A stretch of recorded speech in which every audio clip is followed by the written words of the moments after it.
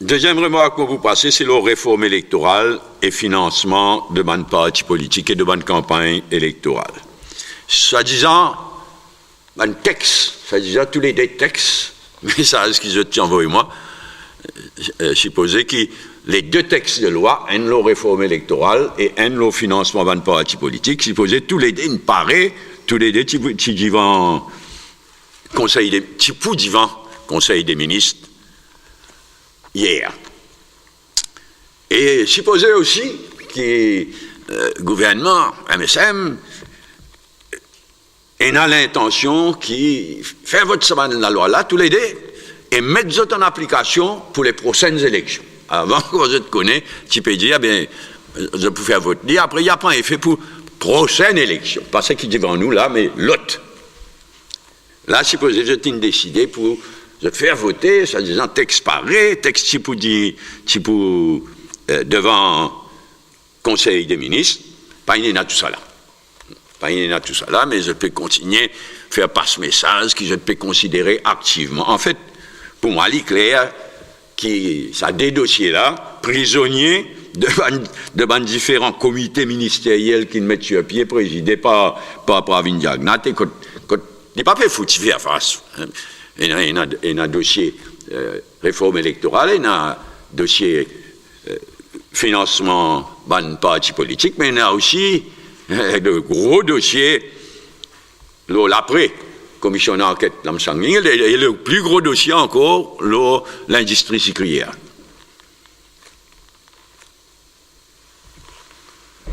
Dans le cas de réforme électorale et financement ban parti politique, ce qui rend moi particulièrement sceptique. Ce qui fait qu'il y a beaucoup de doutes, qui peut arriver, qui ne peut pas arriver, mais mon base, moi, le ban précédent, le passé. Je me rappelle qu'en 2005, nous étions au gouvernement avec MSM, nous fait beaucoup bon quelque chose en 2005, beaucoup bon quelque chose. Et pas seulement dans l'éducation, mais beaucoup bon quelque chose. Mais quelque chose qui nous pas réussi à faire, c'est réforme électorale parce qu'il y a MSM qui met bâton dans la roue. Et ça, naturellement, il y a beaucoup de doutes. C'est pas vrai, même, je pouvais venir de l'avant avec une bonne réforme électorale. Il n'y a qu'une pseudo-réforme électorale, une réforme électorale bidon.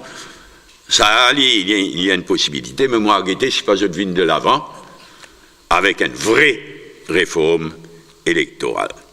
Et en ce qui concerne la loi, le financement d'un parti politique, il est difficile de croire qu'il s'allait à MSM qu'ils ont dit dans money politics complètement. Tout ça fait l'argent, dangereusement. C'est un peu difficile de croire qu'il ça MSM là, vraiment pour venir qu'une bonne la loi pour contrôler le financement d'un parti politique en général et financement d'une campagne électorale. Mais en tous les cas, moi, j'espérais qu'il m'a prouvé wrong. Tu peux bien bon, attendons voir. Mais moi, les guettés, papa, avec sa bande précédente qui m'a pédé là. Premièrement, la question de la réforme électorale. En fait, la question de la réforme électorale et la question du financement des partis politiques, une revient sur le tapis pendant sa semaine qu'il fait passer là. Le Premier ministre, il fait état d'un de son sortie, une cause le saïchou là. Et nous avons envie aujourd'hui réagir face à non seulement ce que le Premier ministre dit au courant de la semaine, mais ce qui ce matin le ministre Kalitchen dit à la presse. Donc d'après ce qu'il nous comprend, le comité ministériel qui tient pour tâche de faire une proposition pour la réforme électorale, il finit faire ce travail, il soumet le rapport au cabinet, et maintenant c'est au cabinet de trancher. Mais je trouve, si je bien comprends bien, que le ministre Kalitchen dit qui prenait un travail de consultation avec les autres partis politiques. Finalement, le rapport a approuvé par le cabinet ministériel pour circuler à les stakeholders, à les partis politiques et à la population pour rendre public. Et ensuite, quand la loi là aussi pour drafter par le State Law Office, là aussi donc, avant présentation au Parlement, le draft bill pour circuler. En vérité, c'était la demande du mouvement patriotique à chaque fois qu'il nous cause de la réforme électorale. Je me rappelle les autres qui nous disent, et nous rédialisons aujourd'hui, nous réitérons, pas capable d'une réforme électorale sans un consensus. La réforme électorale n'est pas une affaire qui concerne un seul parti politique ou bien le gouvernement. C'est une réforme d'un système qui peut bien rester là dans le temps. Parce que sinon, à chaque fois un parti politique vient au pouvoir, à chaque fois une alliance vient au pouvoir, il suffit qu'il y ait un 3/4, il est capable de changer le système électoral à chaque fois qu'il y a un changement du gouvernement. C'est à cause de ça, bizarre, il y a un consensus pour que ce nouveau modèle qui nous peut adopter là, il dure dans le temps pendant plusieurs générations. Pareil un peu comme nous first past the post, une durée depuis plusieurs décennies. Donc d'abord, le consensus.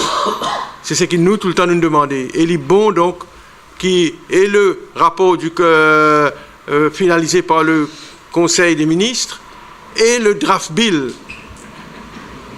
qui peut rédiger sur la base du rapport par le State Law Office soit circulé à tout le monde, à l'opposition et à tous les stakeholders, pour comme ça, nous tout préparer quand le débat vient dans le Parlement, pour nous capables de faire une proposition qui nous besoin faire, pour nous capables d'arriver à un consensus. Et maintenant, mais seulement, nous encore dans la confusion, qui modèle pour propose nous? Je rappelle que l'Alliance Les Peuples, dans son manifeste électoral, qui vient avec certaines propositions, qu'il n'a abandonné en cours de route, parce que le renseignement qu'il nous a gagné, et ce qui finit dire par les dirigeants de l'Alliance gouvernementale, la proposition qu'ils ont fait dans le passé, récemment, c'est complètement différent à ce qu'ils ont fait proposé dans notre réforme électorale. Pour nous donner un exemple, le seuil pour qu'il y ait une partie qualifiée pour les gagner député proportionnel, dans le manifeste électoral, c'était 5%. Aujourd'hui, nous pétons cause 10%. Ou bien même à un certain moment, 12% ou 12,5%. Pas mal de monde dans le gouvernement, on peut dire là. Donc, déjà, les propositions initiales, ils changeaient, ils altéré en cours de route. Donc, aujourd'hui, nous, évidemment, nous ne sommes pas capables de faire aucun commentaire en l'absence de ma proposition finale du gouvernement. Mais seulement, d'emblée, ce qu'ils ont envie de dire, parce que nous vous faire certainement une proposition, nous vous dire au gouvernement, vous devez faire attention avec ça, l'idée qui finit mettre par le gouvernement à un certain moment, qui prenne une deuxième la liste, que le leader d'un parti qui peut choisir qui député pour rentrer dans le Parlement après l'abolition du best loser. Donc ce qui nous comprend là, mes camarades, les 62 first past the post pour rester, pas pour tout ça, 60 Maurice Desrodrigues, prennent la liste proportionnelle qui chaque parti peut soumettre le jour ou bien avant les élections, et de ça la liste là, pour choisir 12 députés proportionnels, mais prenez une deuxième la liste maintenant, après qu'il est 62 fin élus, après qu'il est 12 fin choisir, prenez une deuxième la liste, que le leader qui soit disant, pour choisir du monde, pour faire une correction nécessaire à la lumière de du monde qui n'est lié, du monde qui choisit la liste proportionnelle. Là, nous, d'emblée, nous ne sommes pas d'accord avec ça, nous ne sommes pas capables de retourner en arrière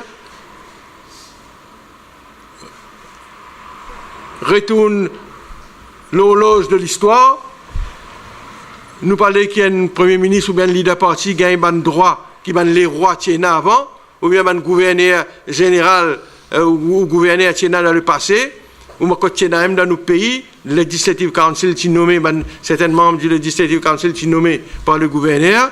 La démocratie nous fait trop beaucoup avancer dans le monde et dans l'île Maurice pour nous capables d'accepter un système comme ça. Donc d'abord, Bizet élimine sa proposition-là. Après, là, évidemment, le mouvement patriotique pour discuter, pour faire sa proposition à la lumière de ce qui est dans le rapport-là. Nous pouvons faire une nouvelle proposition, nous pouvons guetter qui contribution pour ça. Si nous sommes d'accord avec le système, avec la formule, évidemment, nous pouvons voter. Nous pouvons donner au gouvernement le soutien. Parce que la réforme électorale est aujourd'hui un must. Je me rappelle moi qu'en 1986, la première fois qu'il a une proposition d'une réforme électorale qui est proposée, c'est Paul Béranger, c'est moi-même, c'est Daram Fokia qui est le président du BMM, c'est Kassamoutim, etc. Depuis en 1986, la première version d'une réforme électorale qui est proposée. Depuis ça, 86, aujourd'hui, nous en 2018, ça l'idée-là fait faire beaucoup de chemin. Je ne vais pas pourrir rentrer dans toute l'histoire. Il y a plusieurs rapports qui viennent faire, le rapport Sachs, le rapport Citanen, etc., le professeur français qui est décédé aujourd'hui. Donc, beaucoup de rapports viennent faire Select Committee, etc. Nous pas guetter le passé, nous guetter l'avenir. Aujourd'hui, il y a une nécessité pour réformer notre système électoral parce qu'il y a un système injuste. Le raisonnement est simple, mes camarades. Un parti politique nous fait poste de poste en deux occasions qui permettent à l'alliance gagner 60-0 et l'opposition d'un NK gagne 28%, comme en 1982, Parti Travail, 28%, mais 0 député. Et en 1995, Travail, c'est même gagne 60-0, Ramgoulam vient Premier ministre pour la première fois, en 1995. Sanirou Jagnat, leader du MSM, gagne 20%, 0 député. Mais il n'est pas possible ça. Un cinquième, une population vote un parti politique, et dans le cas du Parti Travail, c'est en 82, 28%, parce qu'un tiers vote un parti politique, et il n'a pas gagné aucun député dans l'Assemblée. Il est injuste. Il y a une injustice somewhere dans un système comme ça. Le first past the post, il rend le pays beaucoup de services, il donne nous beaucoup de stabilité, il est responsable pour l'immense progrès sur le plan démocratique, sur le plan économique, etc., qui nous pays fin faire, mais quand même ça a bizarre qu'au Risli aujourd'hui, avec l'expérience qu'il nous a après 50 ans d'indépendance. Donc, premièrement, nous visons un système qui est plus juste, mais qui vise aussi seulement workable et qui ne peut pas créer une crise dans le pays.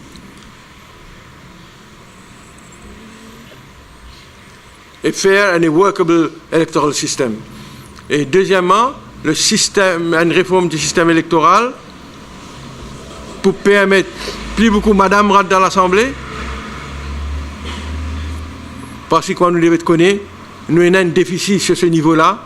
Et avec le système, un nouveau système électoral à la proportionnelle, nous sommes capables donc décider qui dans chaque circonscription obligé d'un candidat madame, ou au moins il y a une madame, ou au moins il y a 33% madame, whatever, chiffre nous, parti politique pour tomber d'accord. Donc nous avons imposé un seuil devant candidat madame, devant député madame au Parlement, et aussi sur la liste proportionnelle qui chaque parti pour proposer. Si nous adoptons le système, un dosage, on dit bien un dosage proportionnel. Donc la deuxième raison, c'est pour faciliter donc l'entrée au Parlement de madame. Donc,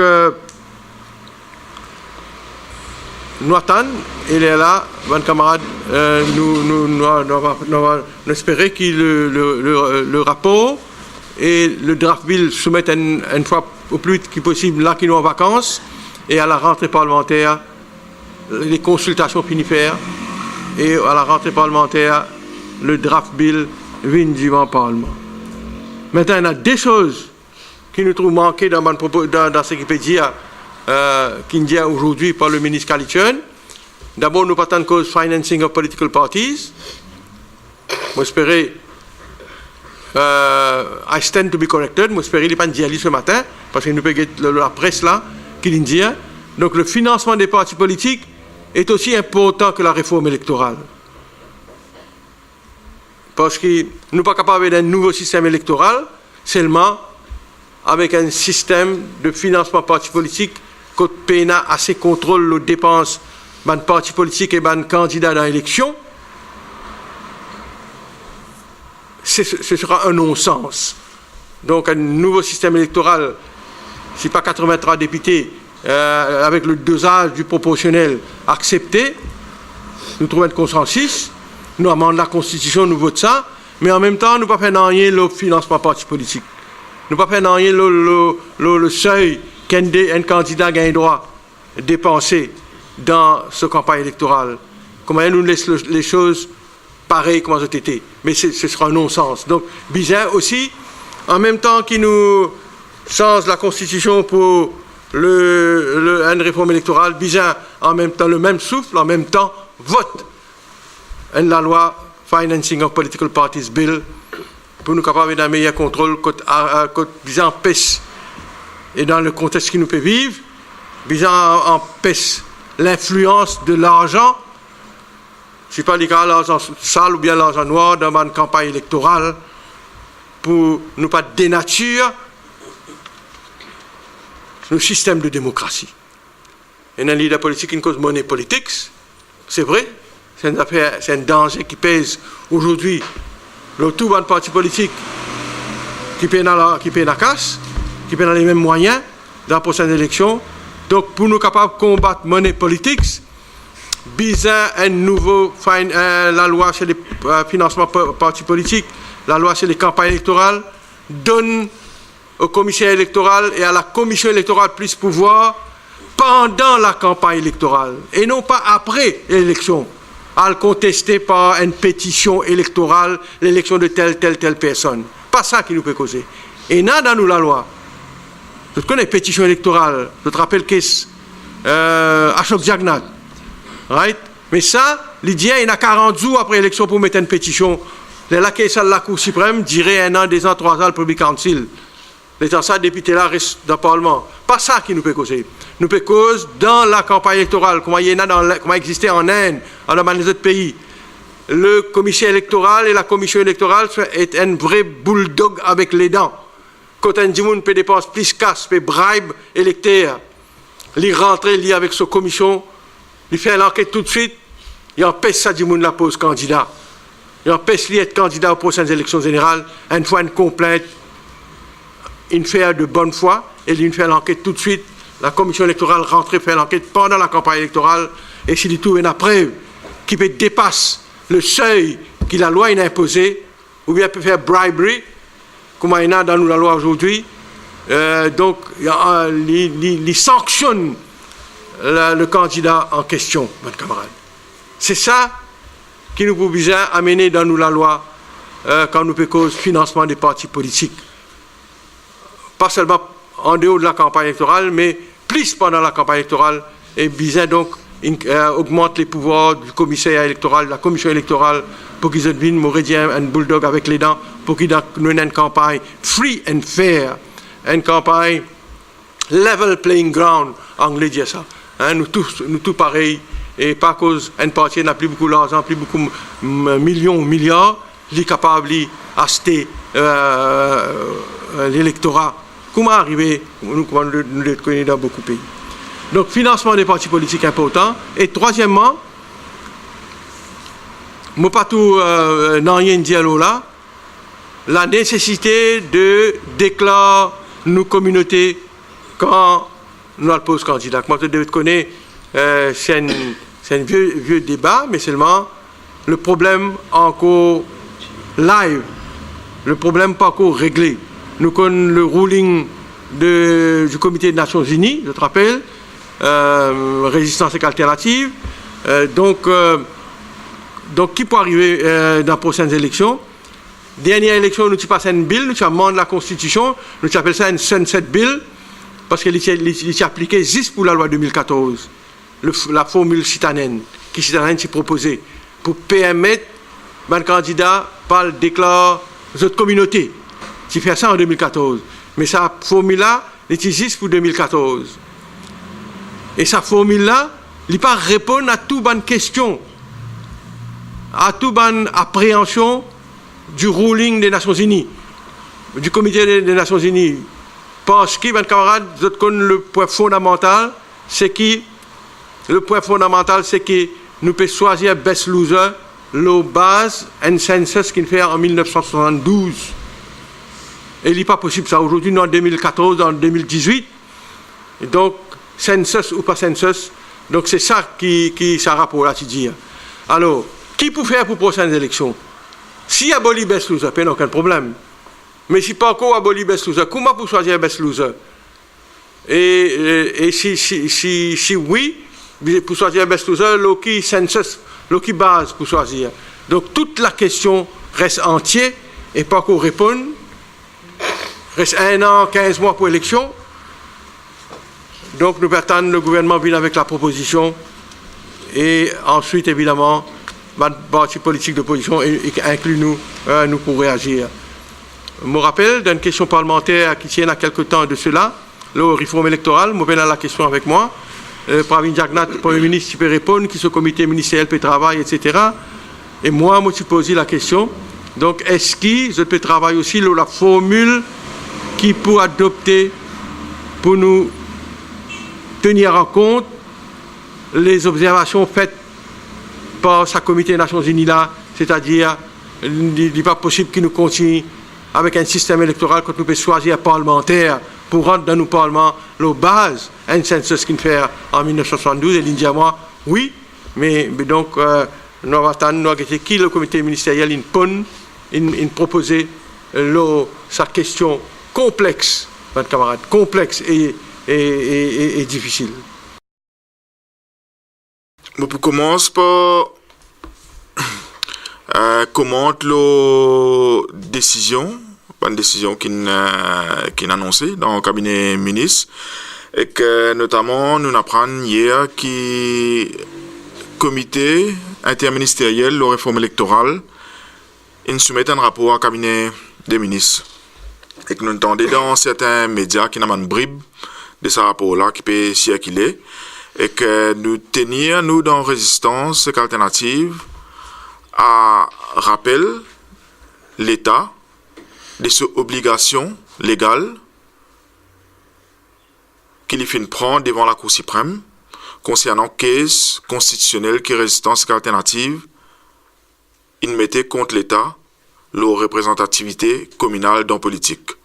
Donc, tout le monde dans Maurice connaît qu'il y a une caisse constitutionnelle dans la Cour suprême aujourd'hui, qui peut opposer résistance alternative à l'État, et que c'est sa caisse constitutionnelle-là qui peut faire que l'État peut bien venir avec une réforme électorale, et que ça, c'est pas un fait nouveau. Ancien gouvernement, tu peux faire pareil, donc tu présentes white paper, après tu n'as dans l'élection, l'eau base, ça white paper là, tout ça là.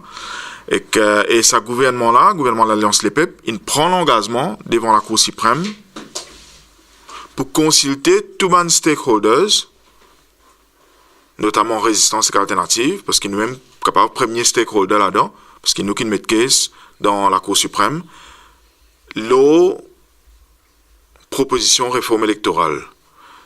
Donc, nous pouvons mettre en garde l'Alliance Les Peuples, qui pensait qu'ils étaient capables de venir avec n'importe quelle proposition réforme électorale sans consulter Résistance et Alternative, basée sur les déclarations qui étaient faites dans la Cour suprême, parce que nous, dans Résistance et Alternative, nous ne pouvons pas hésiter pour prendre une action qui nous estimait nécessaire au cas où l'État pas respecter ce ban l'engagement qu'il prend dans la Cour suprême.